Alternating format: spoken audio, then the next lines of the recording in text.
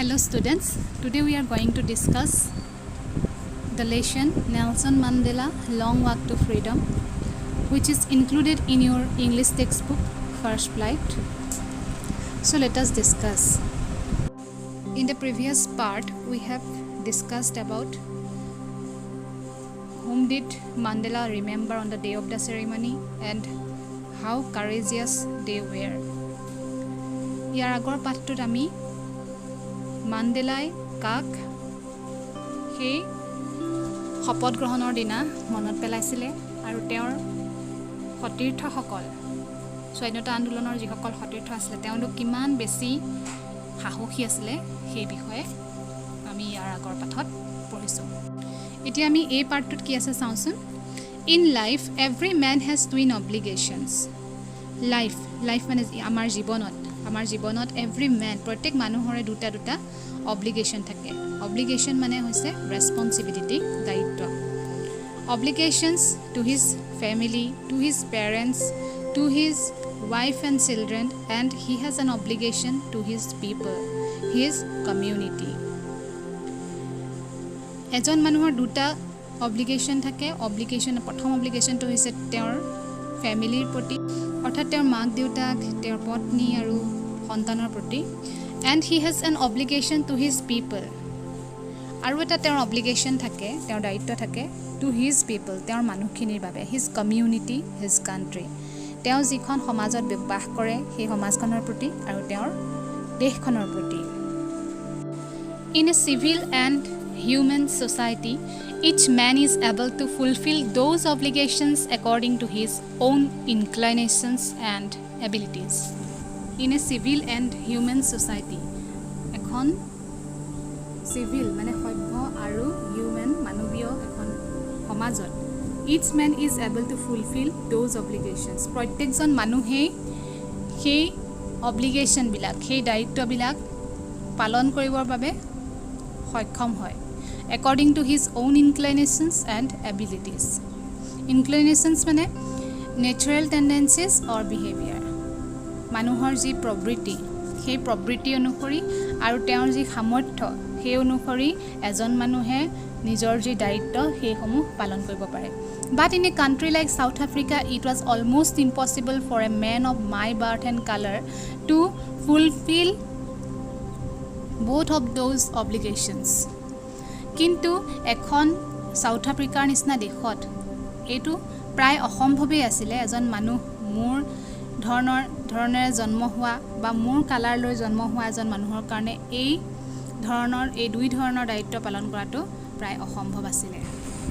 In South Africa, a man of color who attempted to live as a human being was punished and isolated. South Africa এজন মানুহ যিজন a man of color মানে যিজন white নহয়, তেওঁ black বা brown হ'ব পাৰে কিন্তু হোৱাইট নহয়, তেওঁলোকক man of color বুলি কৈছে। who attempted to live as a human being, যিসকলে মানুহৰ দৰে ভালদৰে অকণমান থাকিবলৈ বিচাৰিছিলে, was punished and isolated, তেওঁলোকক শাস্তি প্ৰদান কৰা হৈছিলে আৰু অকলশৰীয়া কৰি পেলোৱা হৈছিলে। অৰ্থাৎ আমি জানো যে তাত এপাৰ্থেইড ছিষ্টেমটো প্ৰচলন আছিলে আৰু এপাৰ্থেইড ছিষ্টেমৰ মতে তেওঁলোকে কোনো শাসন কাৰ্যতো ভাগ ল'ব নোৱাৰে। গতিকে সেই মানুহখিনিয়ে যিখিনি মানুহৰ যিমানখিনি অধিকাৰ থাকিব লাগে সেই অধিকাৰৰ পৰা তেওঁলোক বঞ্চিত হৈছিলে। In South Africa, a man who tried to fulfill his duty to his people was inevitably ripped from his family and his home and was forced to live a life apart, a twilight existence of secrecy and rebellion. South Africa এজন মানুহ যিজনে তেওঁৰ duty তেওঁৰ মানুহবিলাকৰ প্ৰতি কৰিব বিচাৰে, তেওঁৰ যিখিনি দায়িত্ব সেইখিনি কৰিবলৈ বিচাৰে, was inevitably ripped from his family and his home. Inevitably মানে নিশ্চিতভাৱে, unavoidably, ripped from his family. ripped মানে to pull away, কাৰোবাক আঁতৰাই অনাটো বুজাইছে। তেওঁৰ যি পৰিয়াল আছে তাৰ পৰা তেওঁক আঁতৰাই অনা হৈছিলে। and his home আৰু তেওঁৰ ঘৰখনৰ পৰা আঁতৰাই অনা হৈছিলে and was forced to live a life apart আৰু তেওঁক এটা আঁতৰত এটা জীৱন নিৰ্বাহ কৰিবৰ কাৰণে বাধ্য কৰা হৈছিলে a twilight existence of secrecy and ৰিবেলিয়ন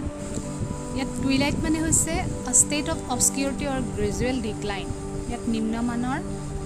অস্তিত্বৰ কথা বুজাইছে twilight existence of secrecy and rebellion secrecy মানে গোপনীয়তা আৰু ৰিবেলিয়ন মানে বিদ্ৰোহ গতিকে এই যে সাউথ আফ্ৰিকাত মানুহবিলাকে যেতিয়া নিজৰ মানুহখিনিৰ প্ৰতি দায়িত্ব পালন কৰিবলৈ গৈছিলে তেতিয়া তেওঁলোকৰ ফেমিলিৰ পৰা আঁতৰাই অনা হৈছিলে আৰু তেওঁৰ ঘৰৰ পৰা আঁতৰাই দিয়া হৈছিলে আৰু তেওঁক এটা অকলশৰীয়া জীৱন দূৰত নিৰ্বাহ কৰিবলৈ বাধ্য কৰোৱা হৈছিলে এনেধৰণৰ এটা অস্তিত্ব তেওঁৰ হৈছিলেগৈ যিটো তেওঁক মানে খুব গোপন হৈ থাকিবলগীয়া গুপুতভাৱে তেওঁ থাকিবলগীয়া হৈছিলে আৰু তেওঁ বিদ্ৰোহী বুলি আখ্যা পাইছিলে I did not in the beginning choose to place my people above my family. But in attempting to serve my people, I found that I was prevented from fulfilling my obligations as a son, a brother, a father, and a husband. ইয়াত Nelson মাণ্ডেলাই কৈছে যে তেওঁ যেতিয়া তেওঁৰ মানুহখিনিক বাবে কাম কৰিবলৈ গ'ল তেতিয়া তেওঁ এইটো দেখিলে যে তেওঁৰ এজন পুত্ৰ হিচাপে এজন ককায়েক বা ভাই হিচাপে এজন দেউতাক হিচাপে আৰু এজন স্বামী হিচাপে তেওঁৰ যি দায়িত্ব পৰিয়ালৰ প্ৰতি সেইখিনি কৰিবলৈ তেওঁ বাধা দিয়া হৈছিলে প্ৰথমতে তেওঁ এজন সাধাৰণ মানুহৰ দৰে নিজৰ ফেমিলিৰ কথা ভাবিছিলে তেতিয়া তেওঁ সিমান বাধাপ্ৰাপ্ত হোৱা নাছিলে কিন্তু যেতিয়াই তেওঁ নিজৰ মানুহখিনিৰ কাৰণে কিবা এটা কাম কৰিবলৈ গ'ল মানে নেতৃত্ব বহন কৰিবলৈ গ'ল তেতিয়াই তেওঁ এই অনুভৱটো কৰিলে যে তেওঁ এজন পুত্ৰ ভাই ককাই বা স্বামী দেউতাক হিচাপে পৰিয়ালৰ প্ৰতি যি দায়িত্ব সেইখিনি কৰাৰ পৰা তেওঁ বাধাপ্ৰাপ্ত হ'ল I was not born with a hunger to be free. মই স্বাধীনতাৰ ক্ষুধালৈ জন্ম হোৱা নাছিলোঁ I was born free. মই স্বাধীন হিচাপেই জন্ম হৈছিলোঁ free in every way that I could know. মই সকলো ধৰণেৰে স্বাধীন আছিলোঁ যি ধৰণেৰে মই স্বাধীনতাক বুজিছিলোঁ free to run in the fields near my mother's hut. মই মাৰ ঘৰৰ ওচৰৰ পথাৰবোৰত দৌৰিব পৰাকৈ স্বাধীন আছিলোঁ free to swim in the clear stream that ran through my village. মোৰ গাঁৱৰ মাজেৰে যোৱা ফটফটীয়া জুৰিটোত মই সাঁতুৰিব পৰাকৈ ফ্ৰী আছিলোঁ free to roast millies under the stars. আৰু তৰা ভৰা ৰাতিৰ আকাশৰ তলত মিলিজ মানে মাকৈ ভাজিব পৰাকৈ মই ফ্ৰী আছিলোঁ and ride the broad backs of slow moving bulls. আৰু লাহে লাহে যোৱা ষাঁড় গৰুবোৰৰ পিঠিত উঠিব পৰাকৈ মই ফ্ৰী আছিলোঁ as long as I obeyed my father and abided by the customs of my tribe. I was not troubled by the laws of man or God. এজন সৰু ল'ৰা ছোৱালীয়ে তেওঁৰ দেউতাক মাকক মানি চলাৰ দৰে মাণ্ডেলায়ো তেওঁৰ দেউতাকৰ ৰুলবিলাক যেতিয়ালৈকে মানি আছিলে আৰু abided by the customs of my tribe তেওঁৰ জাতিটোৰ যিবিলাক কাষ্টমছ আছিলে যিবিলাক আচাৰ নীতি আছিলে সেইবিলাক যেতিয়ালৈকে মানি চলিছিলে I was not troubled by the laws of man or God. তেতিয়ালৈকে মাণ্ডেলা কোনো ধৰণৰ মানুহ বা ভগৱানে সৃষ্টি কৰা আইনৰ দ্বাৰা অশান্তি পাবলগীয়া হোৱা নাছিলে It was only when I began to learn that my boyhood freedom was an illusion, when I discovered as a young man that my freedom had already been taken from me, that I began to hunger for it.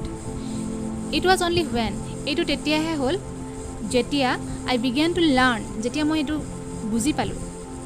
that my boyhood freedom was an illusion. যে মোৰ ল'ৰালিকালৰ স্বাধীনতা আছিলে মাত্ৰ এটা illusion বা ভ্ৰান্ত ধাৰণা বা ভ্ৰম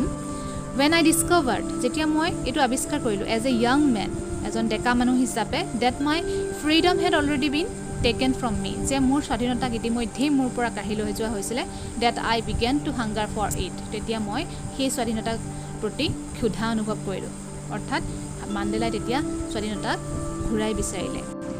At first as a student I wanted freedom only for myself. প্ৰথমতে এজন ছাত্ৰ হিচাপে মই নিজৰ বাবেহে স্বাধীনতা বিচাৰিছিলোঁ The transitory freedoms of being able to stay out at night. Transitory freedom মানে temporary ক্ষণস্থায়ী স্বাধীনতা of being able to stay out at night ৰাতি এজন ষ্টুডেণ্ট যেনেকৈ কেতিয়াবা বাহিৰত থাকিবলৈ বিচাৰিলে বাহিৰত যাতে থাকিব পাৰে ৰিড হোৱাট আই প্লিজ যেনেধৰণৰ মই বিচাৰোঁ তেনেধৰণৰ যাতে কিবা এটা পঢ়িব পাৰোঁ এণ্ড গ' হুৱেৰ আই চুজ আৰু যলৈকে মোৰ ইচ্ছা তলৈকে যাতে মই যাব পাৰোঁ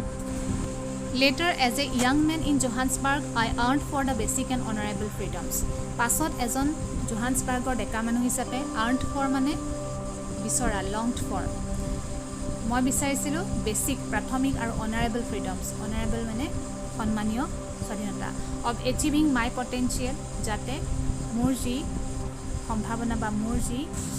বিষয়ত দক্ষতা আছে সেইমতে যাতে মই কিবা এটা কাম পাছত কৰিব পাৰোঁ of earning my keep মোৰ কিছুমান বস্তু মই যাতে যি নিজৰ পছন্দৰ অনুসৰি ৰাখিব পাৰোঁ of marrying and having a family আৰু মই কাবাক বিয়া পাতিব পাৰোঁ পছন্দ অনুযায়ী আৰু যাতে মোৰ এটা পৰিয়াল থাকে the freedom not to be obstructed in a lawful life এটা আইনগত জীৱনত যিবিলাক স্বাধীনতা হস্তক্ষেপ কৰা নহয় তেনেধৰণৰ ফ্ৰীডমেই তেনেধৰণৰ স্বাধীনতাই মই বিচাৰিছিলোঁ But then I slowly saw that not only was I not free, but my brothers and sisters were not free. কিন্তু তেতিয়া লাহে লাহে মই দেখিছিলোঁ যে মই অকল স্বাধীনতা হেৰুওৱা নাই মোৰ ককাই ভাই বাইদেউ ভণ্টি সকলোৰো কোনো স্বাধীনতা নাই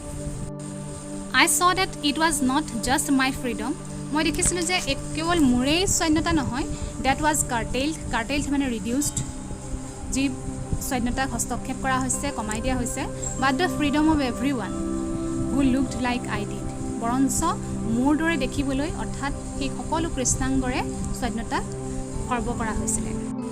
That is when I joined that African National Congress যেতিয়া মই আফ্ৰিকাৰ নেশ্যনেল কংগ্ৰেছত জইন কৰিলোঁ and that is when the hunger for my own freedom became the greater hunger for the freedom of my people তেতিয়া মই আশা কৰা স্বাধীনতা আৰু সকলোৰে বাবে মোৰ দেশৰ সকলোৰে বাবে আশা কৰা স্বাধীনতা একাকাৰ হৈ গ'ল অৰ্থাৎ মাণ্ডেলাই কৈছে যে তেওঁৰ স্বাধীনতা আৰু তেওঁৰ মানুহখিনিৰ বাবে যি স্বাধীনতা বিচাৰিছে সেইখিনিৰ মাজত একো পাৰ্থক্য তেওঁ দেখা নোপোৱা হ'ল It was this desire for the freedom of my people এই যে মোৰ ইচ্ছাটো মোৰ মানুহখিনিৰ বাবে স্বাধীনতা অৰ্জন কৰাৰ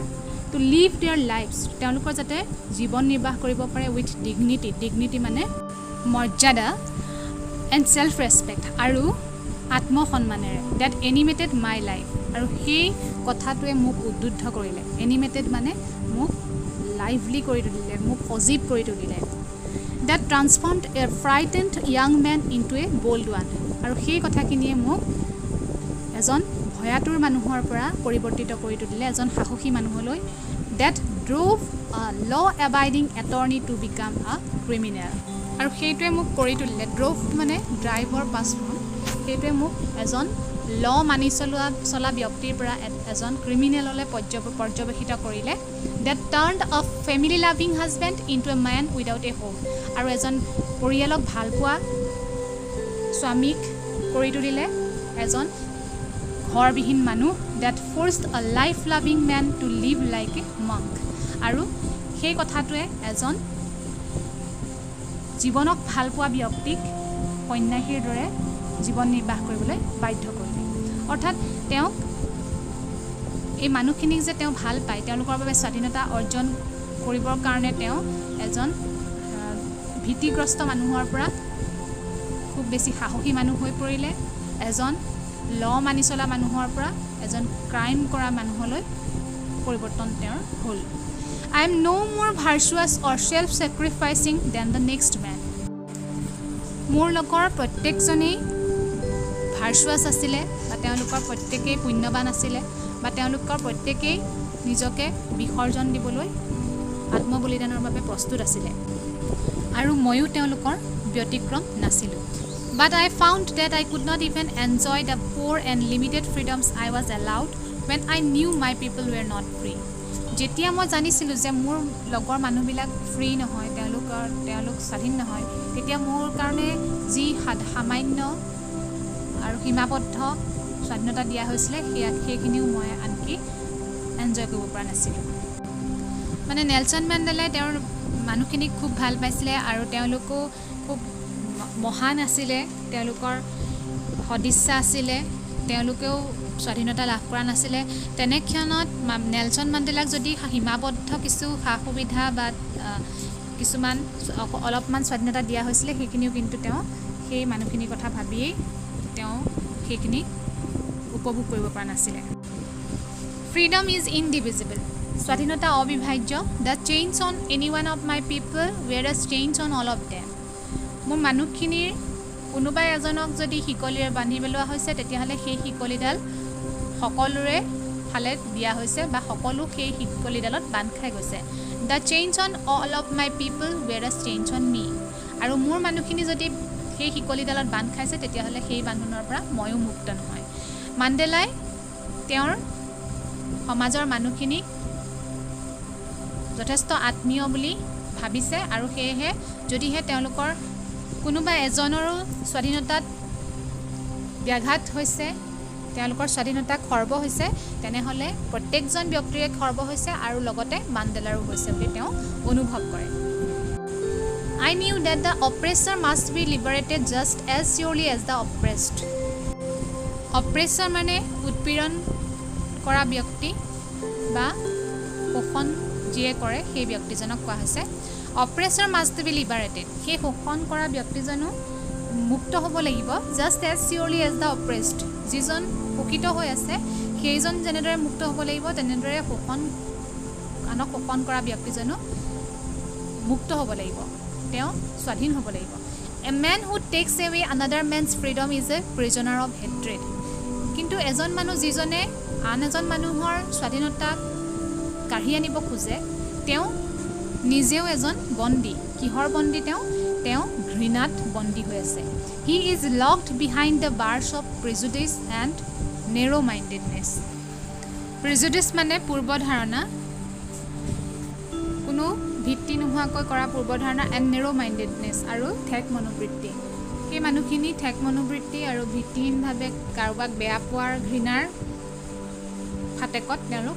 ওলাব নোৱাৰাকৈ সোমাই থাকে অৰ্থাৎ ইয়াত অপ্ৰেছৰ মানে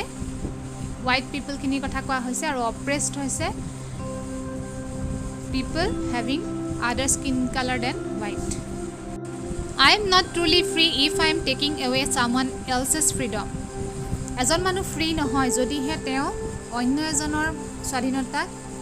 আজুৰি আনিবলৈ চেষ্টা কৰে Just as surely as I am not free,